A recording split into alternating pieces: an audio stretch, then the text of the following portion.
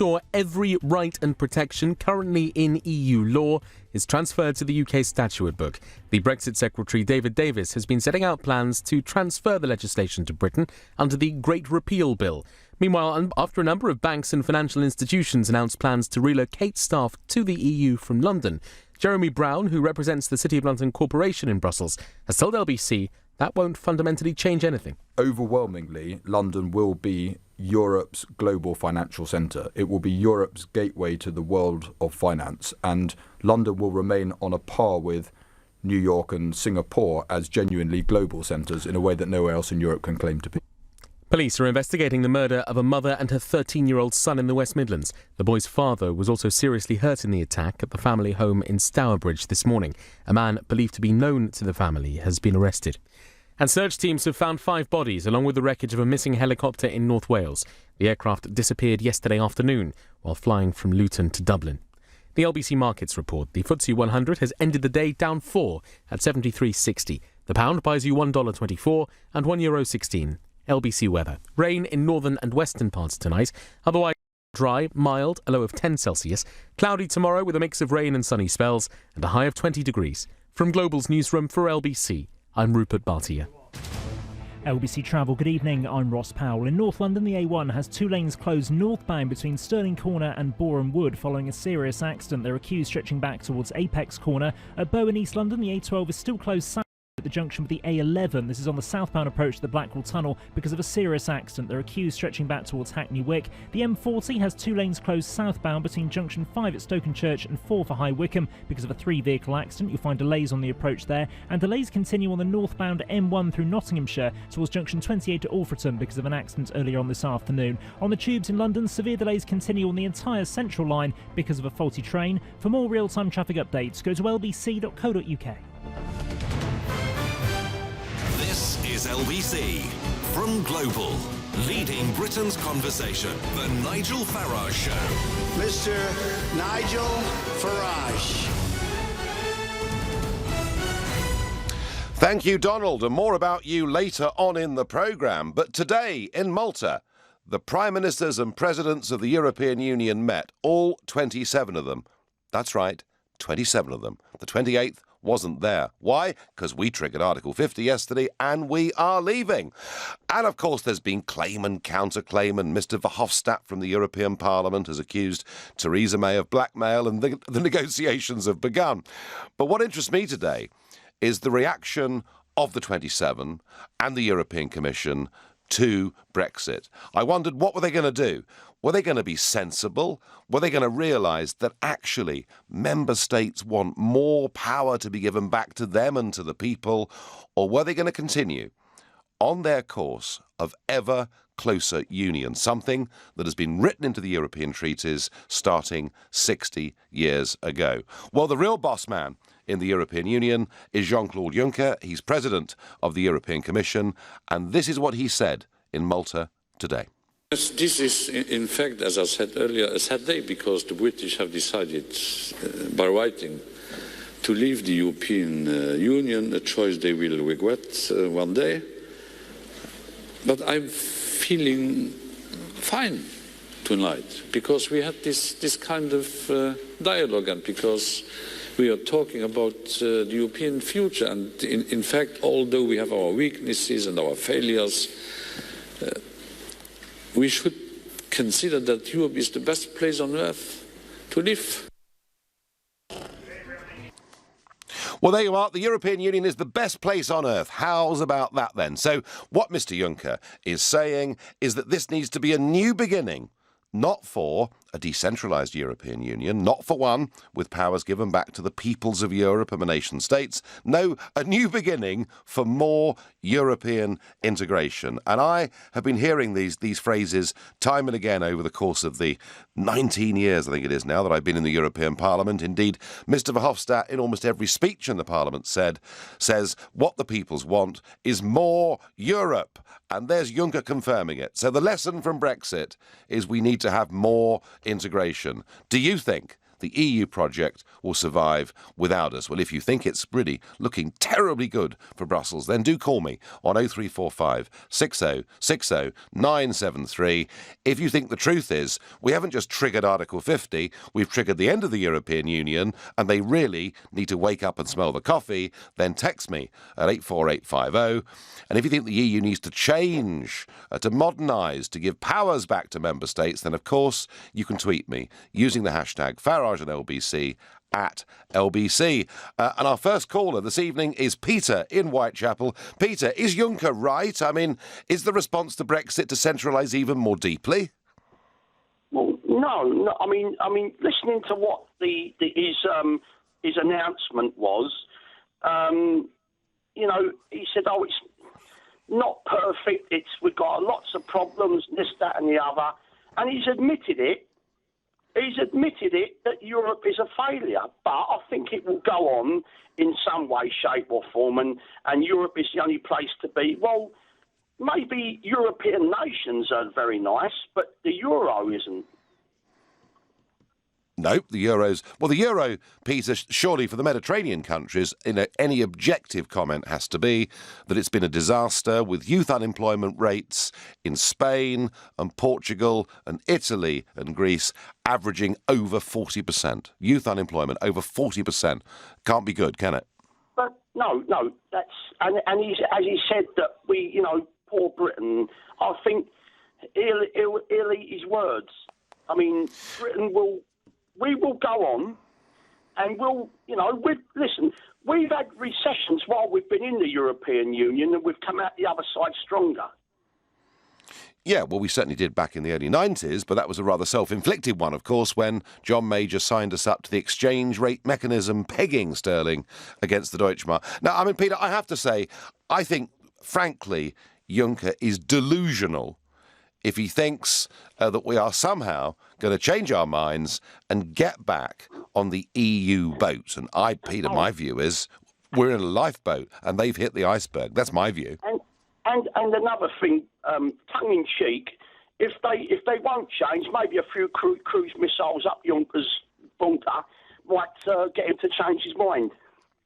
Well, that's possible. I have to say, even as one of the probably most outspoken Eurosceptics there's been in Britain in the last 25 years, I've never actually advocated cruise missiles, Peter, and I don't think they're necessary.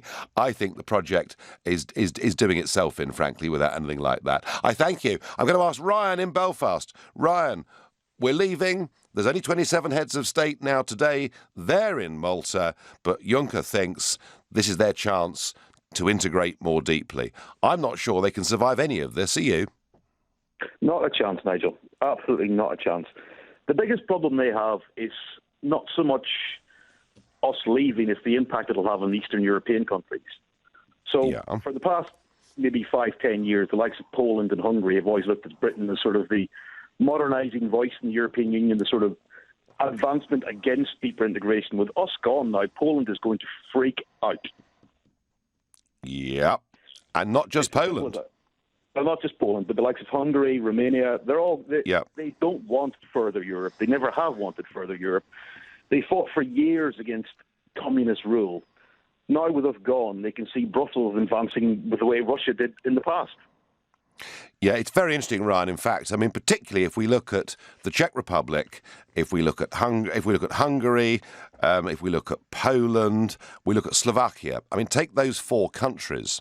And their response to Mrs. Merkel when she said, look, I've asked all these people to come into Europe. A lot of them have come and they've come to Germany. So what we're going to do now, well, I've got a brilliant idea. What we're going to do is we're going to have a quota and we're going to give you each tens of thousands of the migrants that have come in. I think, we're always thinking, who's going to be the next to rebel or leave? Is it going to be the Netherlands or is it going to be, Denmark, or is Greece going to crash out or whatever? But you may well be right. It may be a very interesting point. A frightening prospect for them for some reason. Clearly, Barbara, if we joined the euro, then leaving would be a lot more complicated, wouldn't it? Well, I think so, believe so. Definitely. But I think just because of our economy we just felt stronger. And I think that if some countries, obviously the Eastern European countries, they've really been left. You know, Lithuania being stopped producing milk for people, and you know, it's all the directives they've had from Brussels, from the European Union to do this and do that, and all their labour force is depleted because they moved. Oh yeah. So Barbara, do you know? They won't have the courage to do anything. Do you know, we're always hearing what a wonderful success and benefit the European Union has been, particularly for countries that formerly lived behind the Iron Curtain. And you mentioned a moment ago Lithuania. And I went out to Lithuania and gave a speech a couple of years ago. They were about to join the Euro. And I gave this speech. And quite why, I'm not sure, but the Lithuanian Prime Minister turned up to listen to my speech to say that actually I thought he was making a catastrophic mistake. And he sort of went rather red sitting in the front row. But afterwards, over sort of sandwiches and a glass of something at lunchtime, I was talking to him about, what had the impact of EU membership been on Lithuania? And you know something? 25% of their population have left the country since 2004. They've lost all their young doctors, all their young lawyers, all their young professionals, and actually the place is a disaster because of the overnight transition to free movement of people. So, Barbara, I actually, in many ways, I feel quite sorry for some of these countries. I feel sorry for what's happened to Lithuania. I feel really sorry for what's happened to Greece, with its economy having contracted by 28%. And I think, Barbara, at some point, my view is they will pluck up the courage to do what we've done. Yeah, well, I hope so for their sake as well. Help. We could help. How can we help, Barbara? Sorry? How can we help them?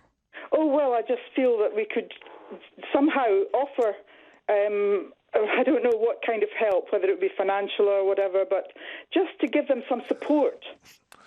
So could we be like the Pied Piper? That we're the ones that lead the other countries out of the European Union.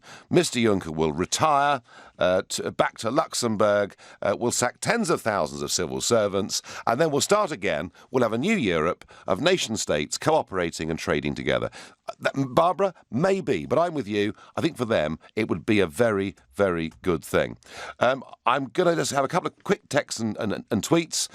Will the Brit project survive without Europe? Of course it will. The EU will collapse. Thank God for the common sense of the Brexit voter.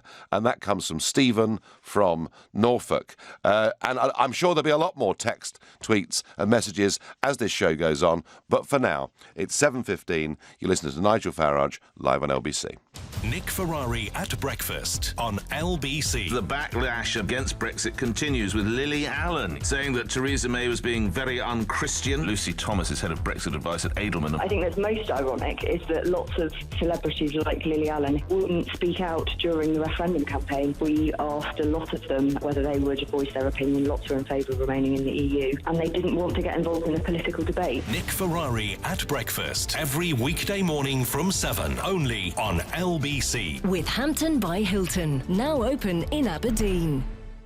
Your business is growing. Fantastic. But you need to hire fast. Enter Indeed.com. Already used by over 3 million businesses for hiring. And with more people in the UK using Indeed than any other job site, you'll find more great candidates and sooner on Indeed.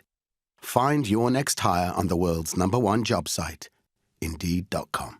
Terms, conditions, quality standards and usage limits apply. World's #1 job site based on total unique visitors to Indeed.com.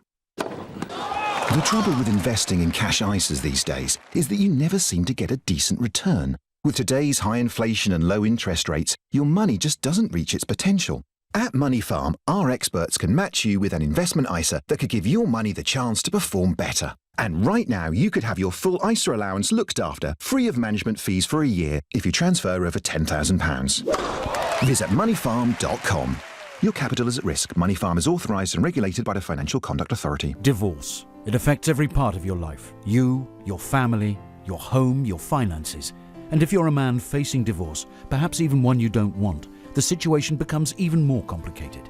It's at times like these that you need a professional you can trust. Cordell & Cordell is dedicated to helping men in matters relating to divorce. Call now on 0330 60 60 161 or visit cordell.co.uk, office in central London. A partner men can count on. You can earn more with a degree. And you can get a degree in just 2 years with a course at GSM London. Degrees are awarded by Plymouth University, and if you don't have a formal qualification, you can start on our foundation year. Places are available for June at our Greenford and Greenwich campuses. Enroll now. Text GSM to 66777 Or visit gsmlondon.ac.uk. GSM London. Have bold dreams. Welcome to London's exquisite Indian dining experience, Marla Restaurant.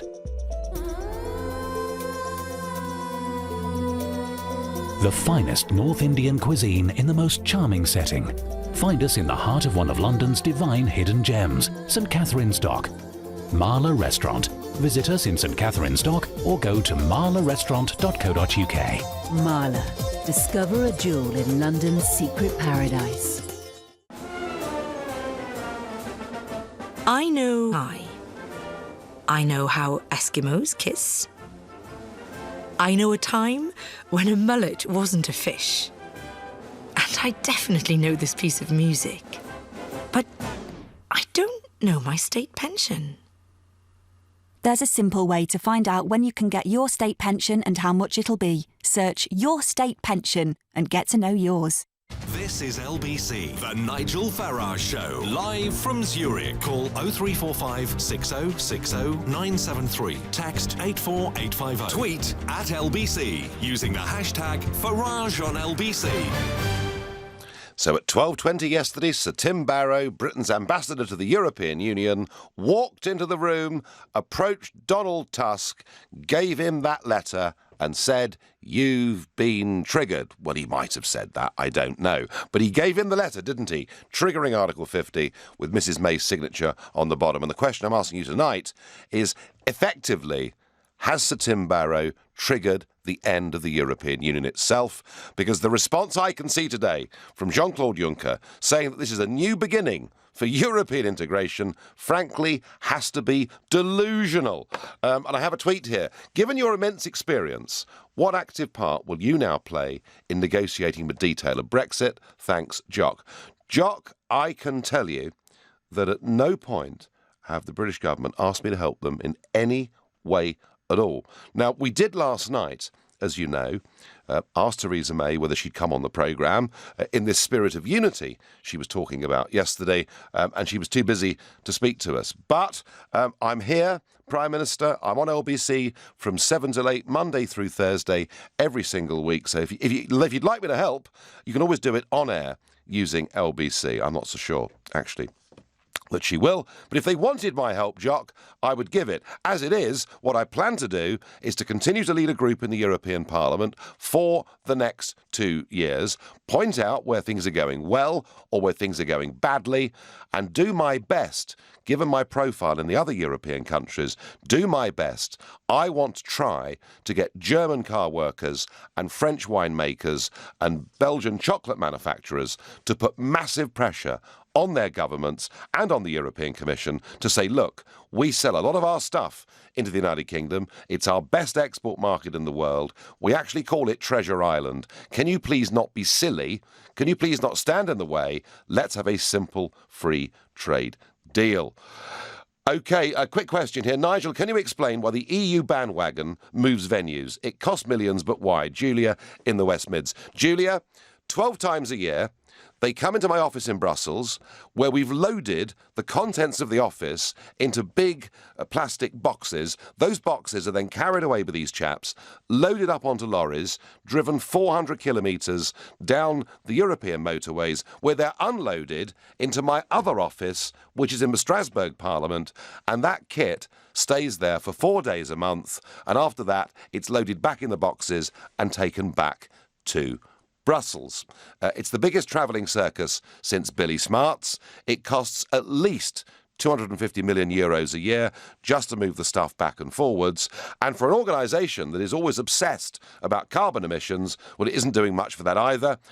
Could it ever be changed? No, because to change a detail of a treaty, and the treaty says Strasbourg should be the home, which is rather ludicrous, but it's true, you would need unanimity. And the French would never vote, would they, for thousands of people once a month going to Strasbourg, which, by the way, is a beautiful city if you've never been, and spending all that money. And one of my arguments in the Brexit campaign was, if we can't even reform that, what hope is there of doing anything else? I'm going to ask Evan in Slough. Evan, have we triggered the end of the European Union? Hi, Nigel. No, I don't believe we have. I think the EU will do very well. I think the point you just made about the fact that the EU, the EU exports more to us than we import, so they're dependent on us. I think that point you've made quite a lot. But under WTO, the UK cannot raise tariffs on the EU, and we will have to pay tariffs into the EU. So take, for example, cars. So for cars, we'll be assuming we get knocked out under WTO. The net result is we will have to use WTO rules, which prevent us from raising tariffs. If we do raise them on the EU, we have to raise them on everybody, and that's not going to happen because we want to be a free trading country. So that we will be paying 10% Well, hang more. on. Evan, hang on. We already charge tariffs for goods that are coming into this country from outside the EU, such as Japanese motor cars. Absolutely. So let's start with the EU, though, because we're talking about the impact of the UK leaving on the EU and how dependent we are. Well, the fact is the German cars will continue to be sold in the UK with virtually no tariff. So they're going to be unaffected. We will be selling our cars into EU with 10% tariff. We're completely affected. Our cars are more expensive. There was no benefit to that. And Mrs. May knows this. She knows this, and she's not telling people what she said. And she's responded by saying, we will basically become a low tax haven UK, so that effectively those companies she's promised that we will not pay this tariff will basically get a tax discount so that they can afford to sell these cars into the EU. And the net result is the taxpayer is basically paying the tariff into the EU that would otherwise be the membership bill. We are effectively still paying the membership bill. The EU loses nothing. They gain. In fact, they start to get jobs. As jobs begin to disappear out of the UK or migrate, they'll migrate into the EU. I mean, let's take Japan. Japan has warned us that hundreds of thousands of jobs that they put in the UK are at risk because of this. And why? Because Japan faces quotas of selling into the EU. They face real quotas. Well, hang on, Evan. Hang on. I'm sitting here in Zurich this evening, and I've been with a group of Swiss businessmen today. And one of the things we've been talking about is trade. Now, take Japan. Switzerland, of course, little country, negotiates its own trade terms on the world stage, has a far broader reach of trade agreements than we do as a member of the European Union, and Switzerland has a trade deal with China. So if I come and buy a Japanese motor car, a Subaru or whatever it is, and I buy it here in Zurich, it will be cheaper than buying it in London, because in London we've slapped a 10% tariff on it. Isn't that really the point? That's very true, but take for the trade deal that Switzerland made with China is very, very much one favor. It's in favor of China because China is a vast market and they have a huge amount of power. Second of all, Switzerland has free movement, so they can still sell into the EU without the 10% tariff. We will be facing that 10% tariff. So our cars will be less competitive. Now, Japan uses us as a gateway into the EU. The US uses us as a gateway into the EU. Hundreds of thousands of jobs from Japan. Do you know something, Evan? Yeah. Evan, sure. there is quite a big domestic market in the UK too. This idea that the UK is purely a gateway. Right. For motor cars is nonsense. Right. And also, Evan. I mean, we now. I think last year was the first time we now do sell more motor cars that are produced in the United Kingdom outside the European Union than we do to countries inside the European Union. As far as the most recent I read is that the EU is still by far the most major market for us in terms of selling cars. However, you may I'm not going to say you're wrong there because you probably know more on that front. But the point I'm making is that we currently use WTO rules to sell around the EU WTO to sell around the world. If we drop out onto WTO, we're still going to be trading under WTO. We're not benefiting in any way. We still can trade with the world currently with EU WTO. Evan, we don't know yet. We don't know yet, Evan, what the shape of this is going to be. And I get your concerns about these trade deals. Let me ask you one very quick question. trade aside, do you think politically Juncker saying that the United Kingdom, triggering Article 50, should be a new beginning for Europe to integrate even more tightly? Well, for a start, we need to negotiate the exit bill, the bill that the UK is going to pay. Until that's actually negotiated, there's going to be no actual negotiations. And we've got 2 years to negotiate. And by the time we decide our bill, and we've got the elections to follow, we risk just dropping out onto WTO. So we should be much more worried about ourselves than Europe, because if we drop out onto WTO, we lose our biggest market. Evan, we're a great country and we're going global, and the European Union may act very tough with us to begin with, but I think in the end, I'm quite optimistic common sense will prevail. Interesting conversation. Your texts and tweets. Why do none of the EU leaders talk about how the EU is going to finance the loss of revenue from Brexit? As the UK was the second largest contributor, there will have to be cuts to the EU budget or increased contributions. I suspect that's right. Many other member states will have to pay more. I'd like to know why Nigel and others are speaking as if economic success is a given for Britain after Brexit. If the EU fails and Brexit is a success, and Britain fails, but I can't make sense of that one. I'm really sorry, Nigel. If the EU was fair and good, has it actually had EU meetings in the UK or some of the other EU countries like Real Democracy?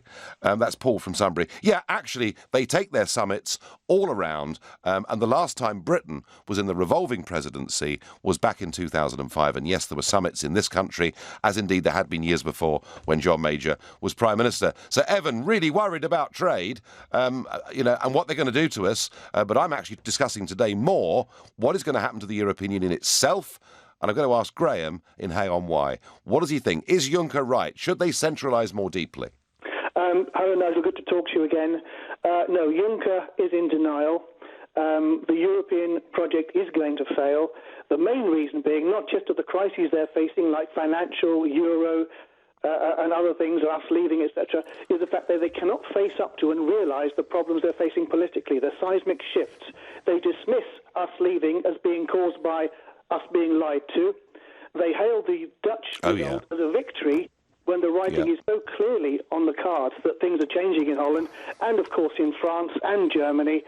And they just cannot see the writing on the wall. It's like being an alcoholic. They don't accept there's a problem. They need to look themselves in the mirror, and there's no sign of them doing that whatsoever. Do you remember that chap in the in the Iraq War, Comical Ali, they called him, or Chemical Ali?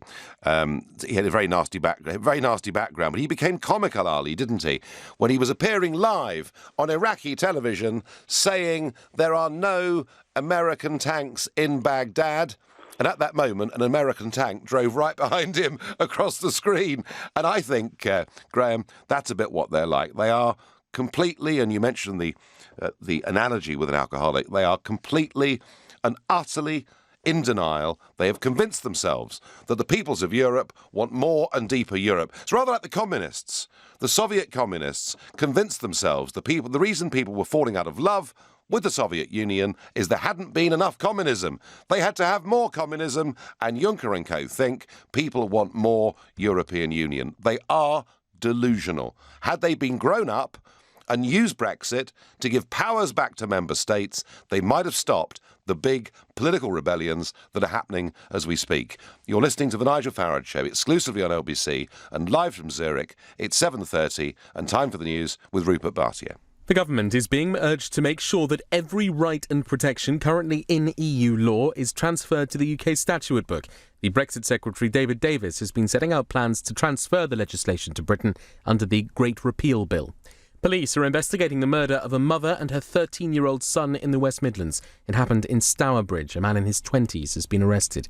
And search teams have found 5 bodies, along with the wreckage of a missing helicopter in North Wales. The aircraft disappeared yesterday afternoon while flying from Luton to Dublin. LBC weather. Rain in northern and western parts tonight, otherwise staying dry. Mild, a low of 10 Celsius. Cloudy tomorrow with a mix of rain and sunny spells, and a high of 20 degrees. LBC Travel, good evening. I'm Andy Lake. Well, the A1 is down to just one lane northbound between the Boreham Wood turn-off and the South Mims roundabout. That's after a collision. It's absolutely solid all the way from Apex Corner. The A12 stays closed. That's southbound at the Bow Underpass after an accident, causing queues from Hackney Wick. All around there looking pretty slow, actually. Lodge Avenue embarking is blocked on the roundabout at the A13 after a collision there, causing delays. Into Buckinghamshire now, the M40 down to just one lane from 3 if you're coming into London at the moment. That's after a serious collision just before the Wickham Handy Cross roundabout. Queues there still back to the A40 at Stoke Church. And in West Yorkshire, the M62 is crawling westbound just east of Huddersfield between junctions 23 and 24 after an accident earlier on. As for the tubes, the Central Line still suffering severe delays after a train broke down earlier on today. For more real-time traffic updates, go to lbc.co.uk. This is LBC. Your eyes and ears are the most powerful tools we have to defeat terrorism. An attack takes planning and preparation. So look out for anything that strikes you as different or unusual, or anyone acting suspiciously. Don't worry about wasting police time. Let us decide if the information is important. Act on your instincts. Call 0800 789 321 or visit gov.uk/act. It started with a letter in the mail, and then another. That's when they started. Soon you hear her, and now you're just struggling and panicking and just, how did it get so bad? The more you hide from debt, the worse it becomes.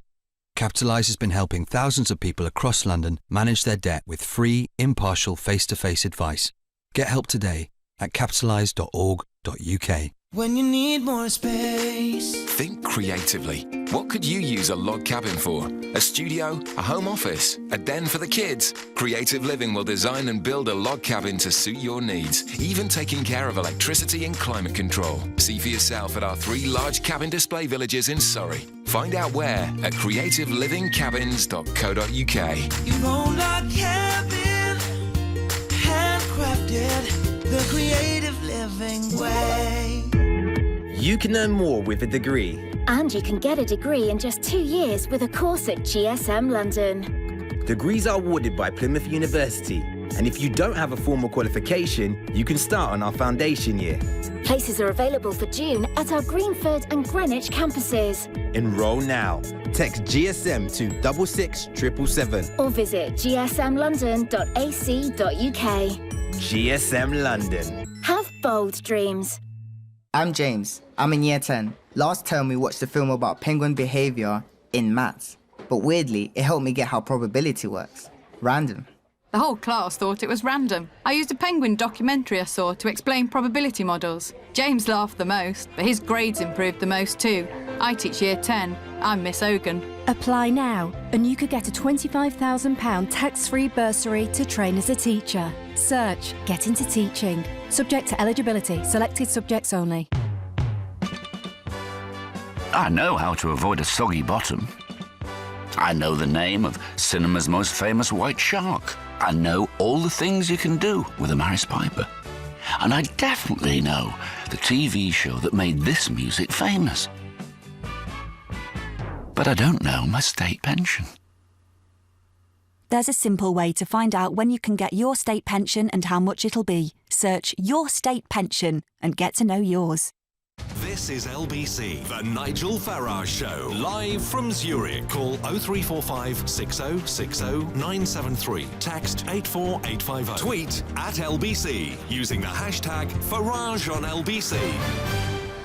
One of the names you're going to hear a lot of in the next 2 years is Jean-Claude Juncker, several times Prime Minister of Luxembourg, President of the European Commission. Actually, I have to say, on a personal level, he's highly entertaining and very, very amusing. Particularly, I've noticed after lunch. I can't actually think why that may be.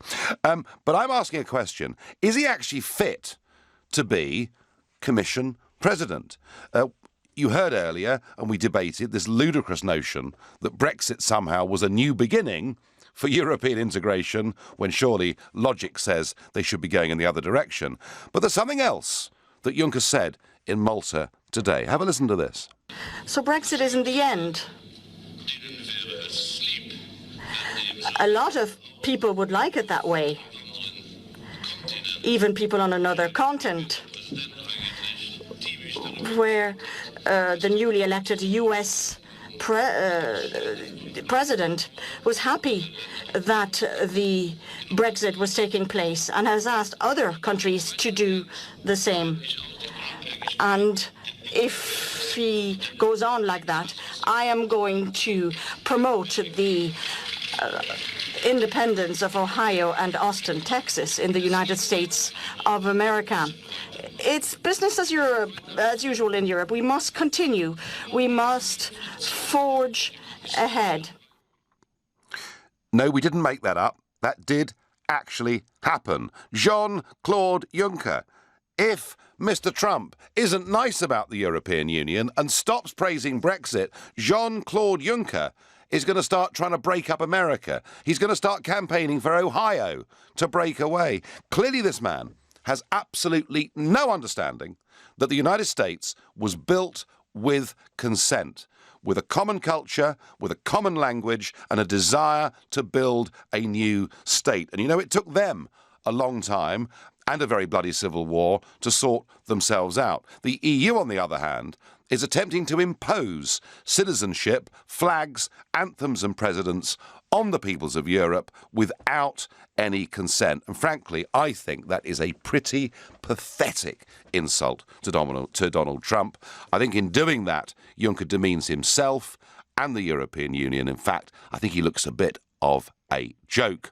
Now, our next caller, and I promise you, we didn't set this up, it just actually happened, but our next caller is Nicholas, who lives in Austin, Texas. Are you quaking, Nicholas, in your boots at the thought of what Jean-Claude Juncker might do to Texas?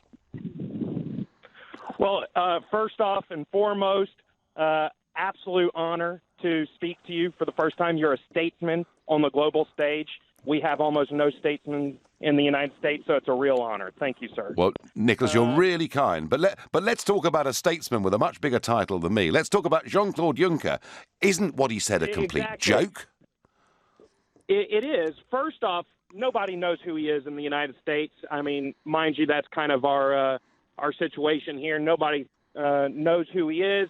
He has no influence whatsoever. If people saw his name, they'd call him Junker, not Juncker. But we're all having a laugh here in Austin, Texas, because, you know, Austin, Texas is a liberal hotspot in Texas, but they are absolutely surrounded by the most conservative, most proud Texans that are around. So, you know, the greater Austin area is filled with proud Texans, seventh-generation Texans, you know, who fought in the War of Independence. So it's a big joke. Really funny. We're all having a laugh, but absolutely not serious. There's no way it could happen. No. And frankly, you know, for this man to be, you know, the senior figure for 508 million Europeans, I think today, Nicholas, he's demeaned himself seriously. And I want you in Austin to go on having a good laugh. I thank you very much indeed for your call. And I have to say, very interesting, when I was in the States last week, both on the West Coast and on the East Coast, I met people who said, yeah, we're now tuning in to LBC. So global radio is going global, just as I hope the United Kingdom will with Brexit. Nicholas, thank you very much indeed for that call.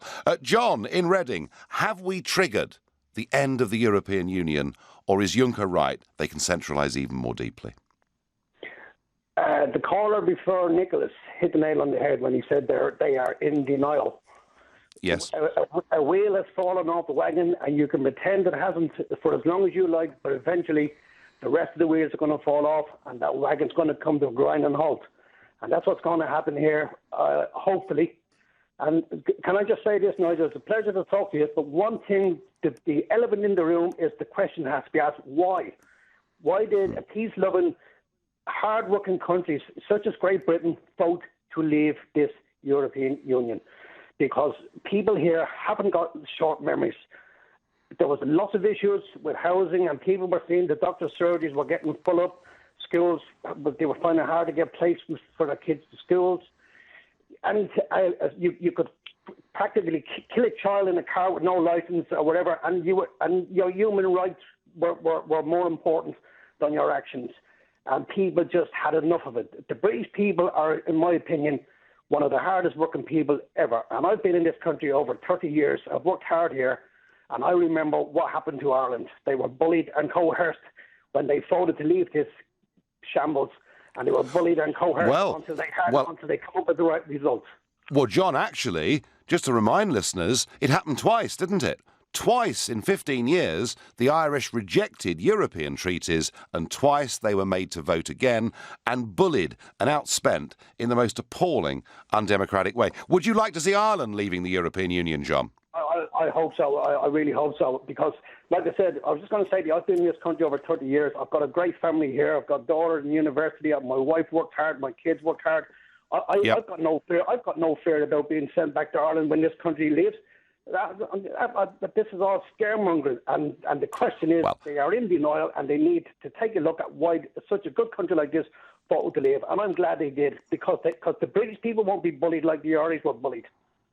Well, I think in the end the Irish are going to stand up to all of this too, John. And it's very interesting because, you know, I keep hearing that the United Kingdom are Eurosceptic, but Ireland loves the European Union. And actually the evidence is that the Irish people are feeling as Eurosceptical about the EU as we did. And I think the day will come when Ireland will leave too. John, I thank you for your call. Your tweet, the EU is more obsessed with money, the so-called divorce bill, than sorting out the uncertainty of the UK and EU citizens as a priority, says Paul. Well, they certainly seem pretty keen to get their mitts on this £50 billion.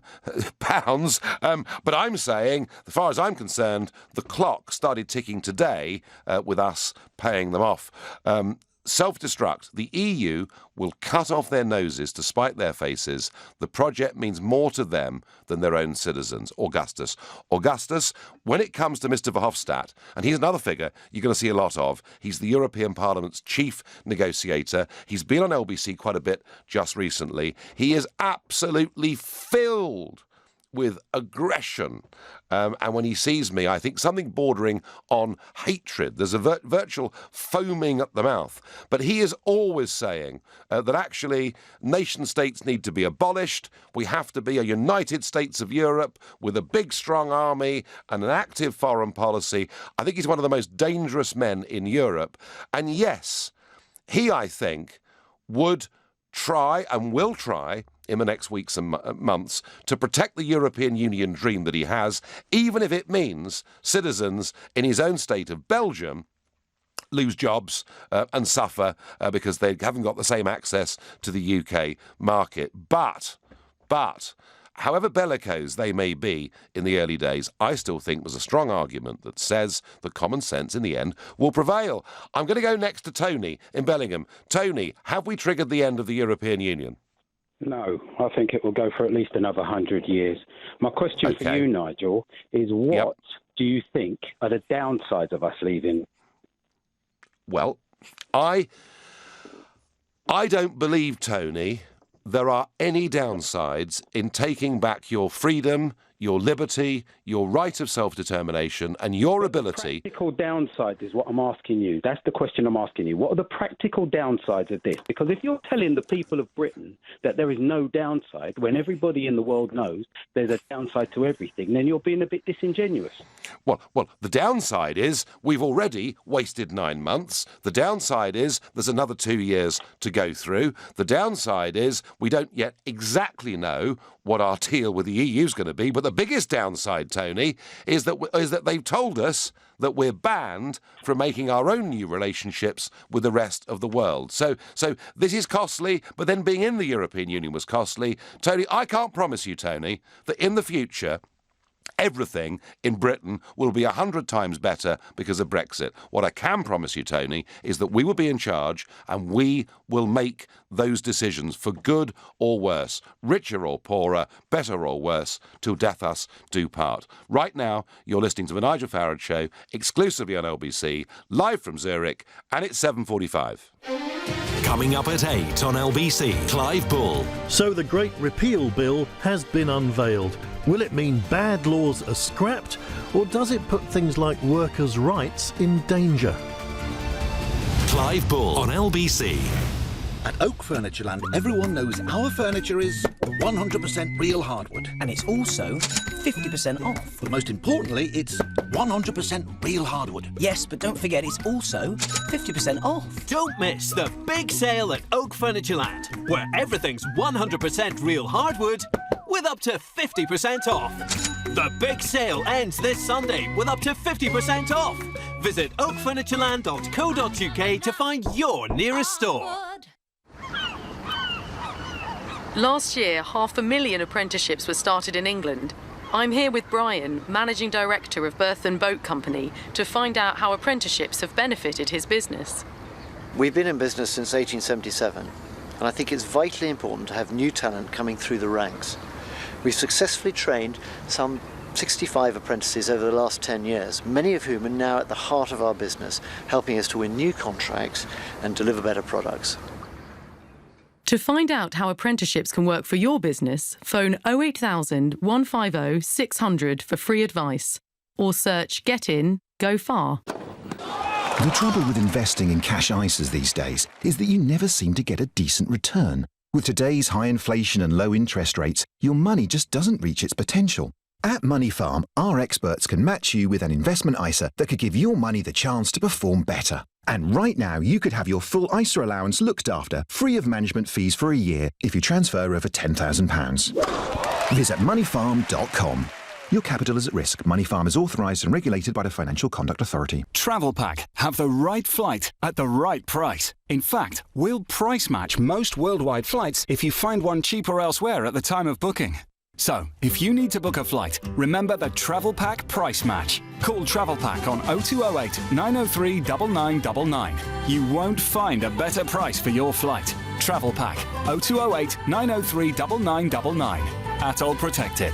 Excludes low-cost operators. Competitors must be ATOL licensed. Conditions apply. Let's talk about you. The I'll walk tomorrow you. The go on, I'll have a second helping you. The give us a minute love you. The heart disease you. So how about the enough is enough you? Start the fight back to a healthier you. Join over 1 million people who've taken the 1U health quiz. See how you score. Search 1U. Has sale fallen through? Getting divorced? Struggling financially? None of these things are nice. But Property Rescue can help. They can buy your home for cash, no matter what condition. Often exchanging within 48 hours. Which is a nice thing. It's also hassle-free, so go to propertyrescue.co.uk. They're buying houses all over Britain. Property Rescue, problem solved. The Nigel Farage Show, live from Zurich, only on LBC.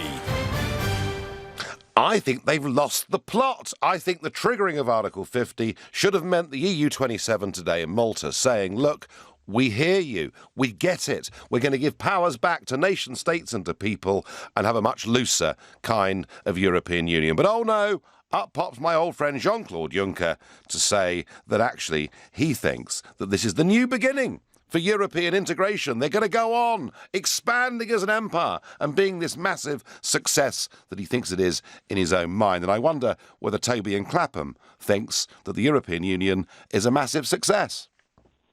No. Right. What's the thing, I mean, the original ideology of the EU about cooperative of nations, supporting each other so they didn't invade each other for resources that they lacked, is a good idea. But what it's morphed into, the autocracy that it is terrible, and it won't survive this for two reasons, I think. Firstly, because what they're doing already, their ideology will drive them towards ever closer union and enforced single currency. And secondly, because they're going to treat us badly in the negotiations, which means we will fall back on WTO rules. But there is an exception in the World Trade Organization's General Agreement on Trades and Tariffs that says if two already trading partners that are renegotiating the deal want to fall back, can't find actually come to a decision, then it falls back under WTO protections, but on exactly the same deal that they currently operated at. Yeah, this is the most favoured nations status, isn't it? That's right. And you know, we had and the subsequent articles, but yeah. Yeah. No, you're absolutely right. We had a previous caller who was very vexed about that, and I didn't want the debate to get too technical on this, but you clearly do know your stuff. Toby, I agree with you. I agree. The idea of getting the French and Germans together in the 1950s after 3 wars within 70 years, including the Franco-Prussian one going back to 1870, the idea that the French and Germans got together, broke bread together, and traded more together was absolutely the right thing to do in a Europe that had been torn apart with disaster, division and war. Absolutely. But yeah, rather like communism was quite a good idea, wasn't it? It was going to make the world a fairer, better place. It has complete... Didn't it? Marvellous, wasn't it? They finished up killing 40 million of their own citizens in the Soviet Union. So I'm not suggesting the EU was anything like as bad as that. But yeah, I think it was a noble ideal that has gone horribly wrong.